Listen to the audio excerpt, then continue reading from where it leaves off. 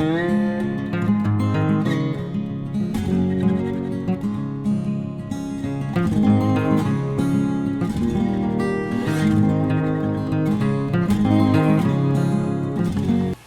y'all, I am Lena. I am a homeschooling mom of, I call it 2.5 kids.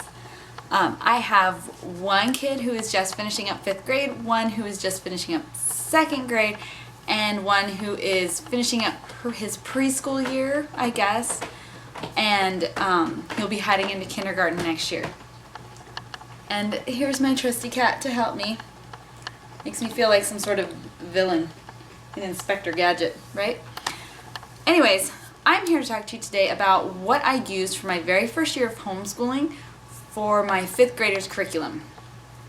I know there are tons and tons of YouTube videos out there, but as a first-time homeschooler, I found it to be so incredibly helpful to listen to other people and their experiences and what they liked and what they didn't like and why they didn't like them or why they did like them, to help me make more decisions as I went along. So, today I'm going to talk about 5th grade. Now, when we started this homeschooling process, my 5th grader was really struggling with math. He wasn't behind per se, but he was headed in that direction. He had gotten lost when it came to multiplication, so when his class moved on to long division and area of objects and other things like that, he just really struggled, and every time we tried to get him to do math problems, he would just break down into tears. It would take forever just to do about 5 problems because he couldn't even figure out how to start them because he didn't have the foundation he needed. So when I started looking into homeschooling, I knew that math for me was the most important thing. I spent a lot of time studying it and thinking about what I wanted to do. And I knew that he would be starting behind where I felt like he should be. And I had to tell myself that that was okay. So, for math, we went with Saxon math. Now, Saxon math uses a spiral approach instead of a mastery approach. So if you don't know what that is, look into it. But basically, a spiral approach moves very incrementally. You will learn multiplication, and then about 5 lessons later you'll learn a little bit more about multiplication. You'll have learned other things in between, and that next lesson about multiplication will be such a small amount of learning that it almost feels like you're doing the same lesson. But by the time you get to the end of the book, you have gone from here to here, and you really didn't even realize you had moved that much. It was pretty amazing. Sometimes I almost wanted to skip some of those lessons because I thought we've already gone over this, but we kept going, and his improvement has been phenomenal. He really grasped everything that I have gone over with him. He has learned a ton, and he now is much more confident in math. Now, so we started in level 5-4. This is for your lower to average 5th graders and your advanced 4th graders. And I was really worried that this was going to be too dumbed down for him because it was mostly 4th grade, but it was exactly what he needed. We went through it at an accelerated pace. We started the year doing 2 lessons at a time and slowed down as we got towards the end of the book and we started hitting some newer concepts. But he picked it up quickly, and just going over it again helped him really build that foundation. So he finished this book in, I believe it was February, and he moved on to 6-5, and he is currently in here. He will probably get about halfway through this book before the end of this year. So this one is 6-5. It is for advanced 5th graders, your lower level 6th graders. And about halfway through this book, I think is a great place for him to be. He is still learning. He is still really picking up on everything he is going over, and he's not getting overly frustrated anymore, and still getting really good scores on his test. So I did almost switch out of Saxon at the beginning of this year because we really struggled but it was more of learning how to homeschool, learning what he needed, kind of tweaking things a little bit from how Saxon expected it to be done to what worked for him. And once we figured all that out, I am so glad that I did not switch from Saxon, because this has helped him so much, and I very much recommend Saxon. So the thing that has probably helped him the most, other than just the spiral method, has been the daily fact sheets, the drill sheets. And you guys know these, but they don't do these in our school system really anymore. So his knowledge and ability to do addition, subtraction, multiplication at a quick pace and just pulling it from his mind was not there. So now he gets 100 on his 64 facts that he does in 5 minutes. He does in about 4 minutes now. That's huge for him. When we started, he couldn't even get through 20 in 5 minutes. So it's huge. He also is getting close to being able to do 90 division facts in 5 minutes, because he can just pull this knowledge from his head.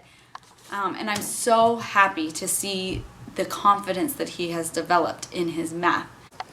So next up we have language arts. So when I started looking into language arts, there are so many options out there. It was kind of overwhelming. One company that kept popping up on my radar was The Good and the Beautiful. And honestly, a big reason I went with them was because I could use the PDFs for the levels my kids were going to be using free online, so that I didn't feel like I was having to pay a whole bunch of money. At the time, the plan was to homeschool for a year and then send them back to public school. Currently, that is no longer the plan, and we will be homeschooling for as long as we feel that God is directing us to do that. So now that that is the case, we are looking around more and trying to figure out what we want to do. And luckily for me, I stumbled upon a good one, and we will be sticking with The Good and the Beautiful for now. So the one thing I did wrong when I did the assessment, so they have a pre-assessment, and I did that with my son, and he tested into level 3. He was in 5th grade. Everything said not to worry, that The Good and the Beautiful is advanced and the levels do not correspond to the grade levels. And so I was like, oh, this is fine. Well, it turns out I may have done the test wrong, and I put him in too low a level, that he probably should have been in level 4. I kept waiting all year to have kind of an epiphany moment where he was like, oh yeah, I've never heard of this, and we never had that. Even at the end of the end of the book, the end of the level, he was saying, oh yeah, I remember doing this. So be careful, maybe word, the pre-assessments are very short in The Good and the Beautiful. It's usually like, give them here's a sentence and ask them if they know. Like, it gave him like 5 things. Does he know what these things are? If he knows 3 out of 5, then move to the next level. And he was like, I don't know what any of that is. Turns out he just, 1, wasn't putting his best effort in, and 2, he just didn't understand like what the wording was. When I said, what's a coordinating conjunction, he was like, I don't know. If I had given him an example, he would have said, oh yeah, I remember learning that.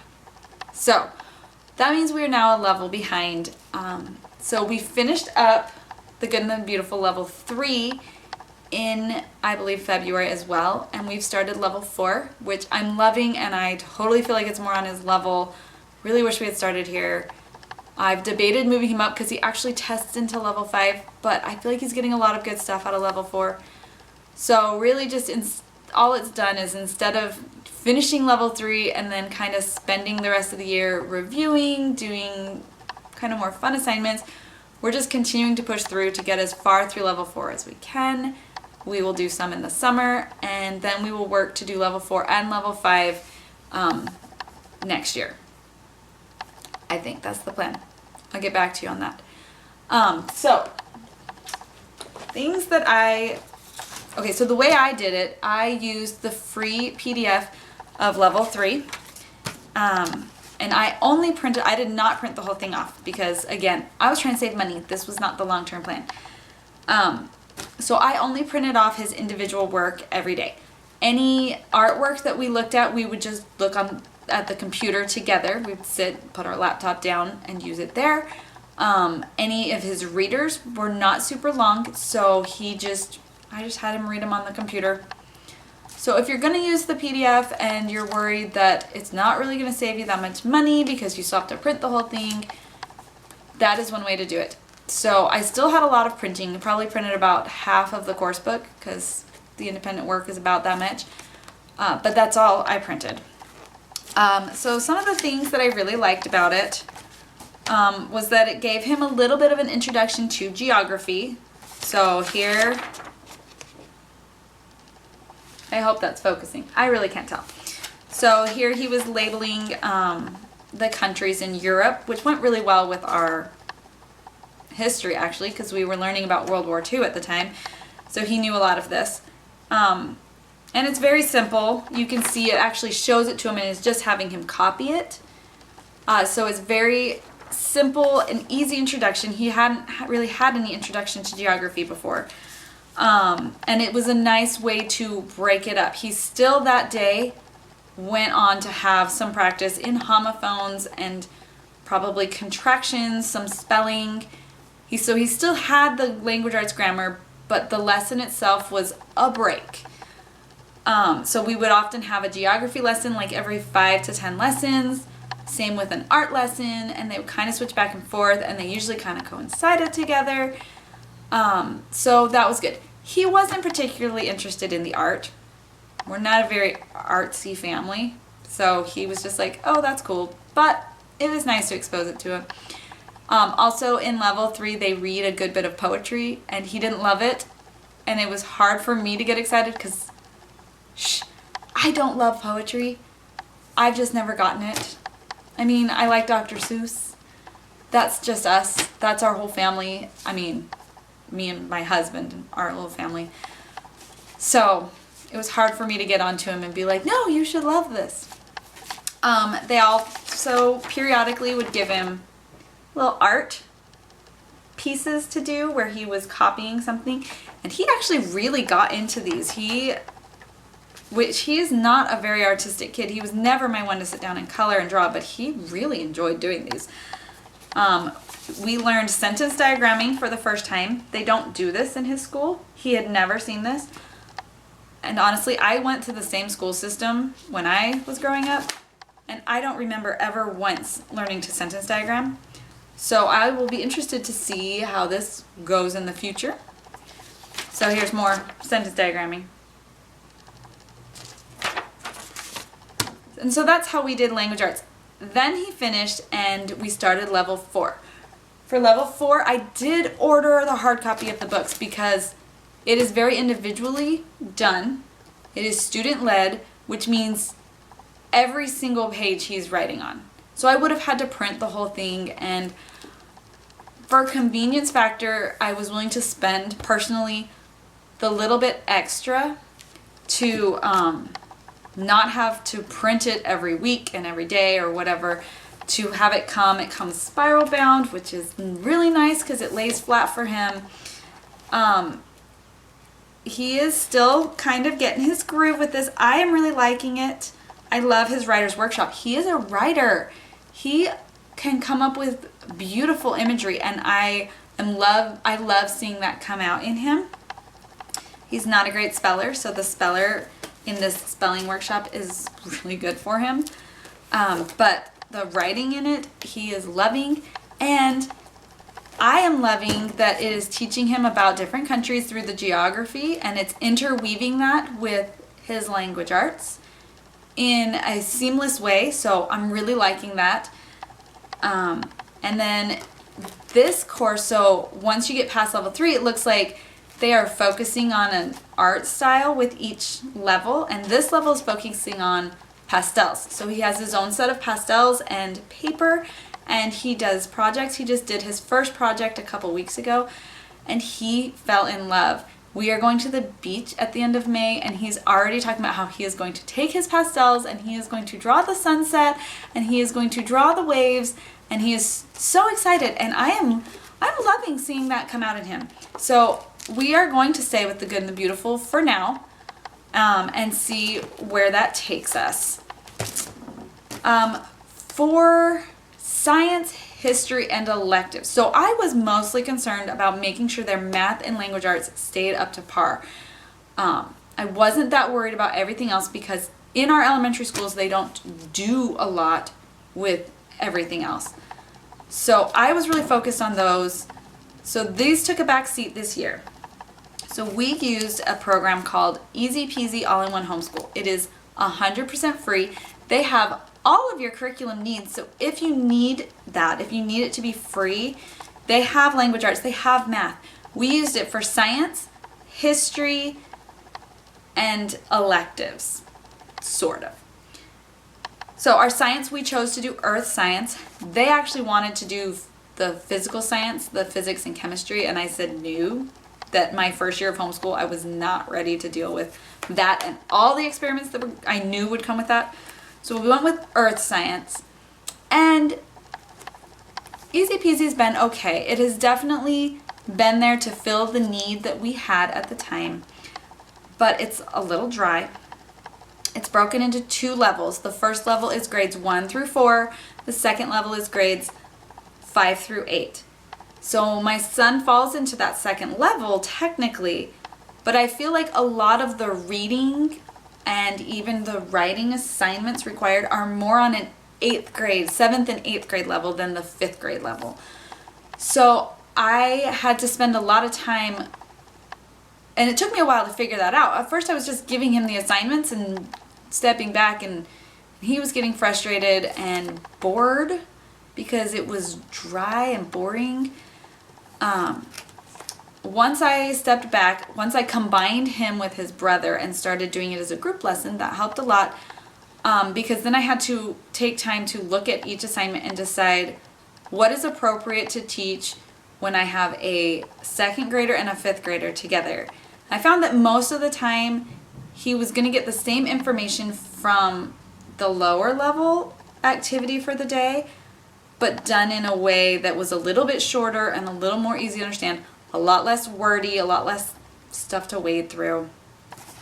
So I think it would work if you had one student who you're really just wanting to go off and do it on their own, and you look at the assignments and it's definitely on par with what you think they can do. For us, though, it was a little bit dry. It required a lot of work from me, a lot more work than I was expecting, to wade through everything and decide like which of it we wanted to do and which we didn't. One thing I did love about Easy Peasy, and I do plan to use this, is especially in the history section, they have some really good links to videos, and sound bites and some real historical things that were really good. So, for example, we listened to the moment when England declared war on Germany during World War II. We actually listened to the speech that went over the radio. We listened to Roosevelt's speech about the day that will live in infamy. We watched actual footage from World War II and the battles, and my son has fallen in love with World War II through that. He is always looking up documentaries to watch. He just watched one about some battle in Saipan yesterday, and he's already planning to watch another one on Midway. He is becoming quite the World War II history buff. So obviously it wasn't a loss, but because we're going to continue on with homeschooling, I will not be using Easy Peasy for science and history. I am going to be looking for something that is a little more exciting and personable. And we have found something, and I will share that with you in a minute. Well, okay, I'll share it now. So at the end of our earth science, we were supposed to go into space science. And it just so happened that The Good and the Beautiful came out with a brand new space science unit that they offered for free for about a week. So I downloaded it, and we are working our way through that. And I'm loving it.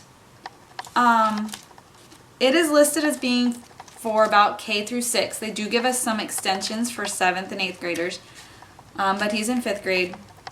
A lot of it is stuff that he already knows, but it's fun, it's engaging, it is colorful. We are having a lot of fun with it.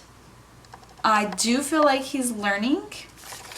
I, again, just went through and printed off what I was supposed to be reading. I did not waste my ink. It's not really a waste, but to print off all the like pretty pictures, so I can't have those to show you.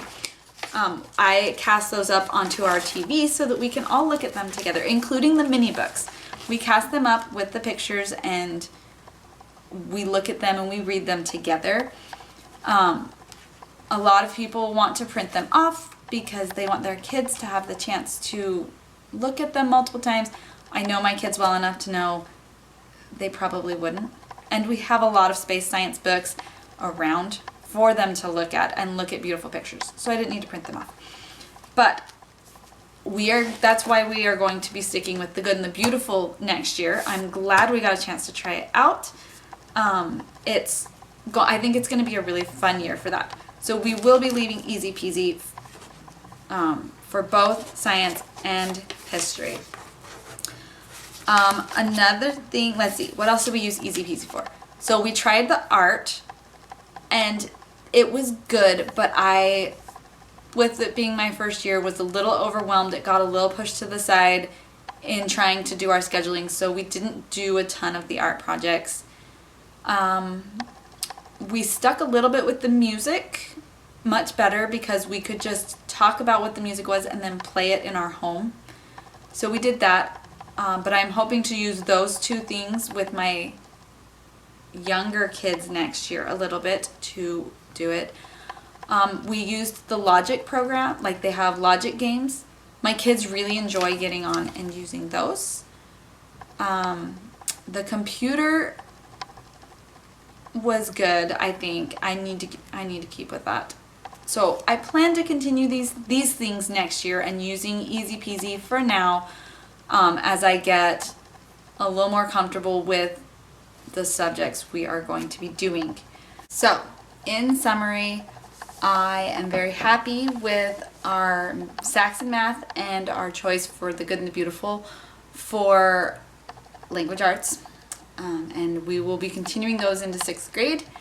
I am glad that we tried the good and the beautiful science for the very last part of this year, and that is what we will be continuing in 6th grade for our family. Our history will be changing. We will be adding in a handwriting curriculum because I did try to create a handwriting curriculum for them. I didn't have anything. So I found you can find online programs where you can type in a sentence and it will give it back to you in a way for them to trace it, and then with blank lines for you to for them to copy it. So that is what I used. I definitely think my kid's atrocious handwriting, he really needs something a little more dedicated to actually teaching his handwriting. So hopefully that will help a little. And then we will be leaving easy peasy for electives. I'll be using them for my younger kids, but for him, moving into 6th grade, I want his electives to be a little more focused on what he wants them to be, rather than just kind of your generic, oh, everybody does art and PE and music. We have discussed what he would like to be learning about, and so his electives will also be changing. So that is how our curriculum went for this first year. I would love to hear from anyone if you have used any of these programs. If this is your first year, how did it go? Yeah, I would just love to hear from some people and build my own little community.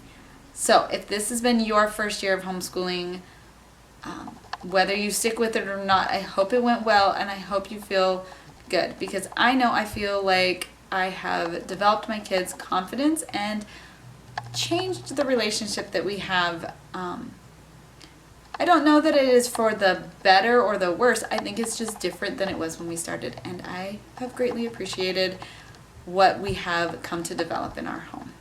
So Have a great day.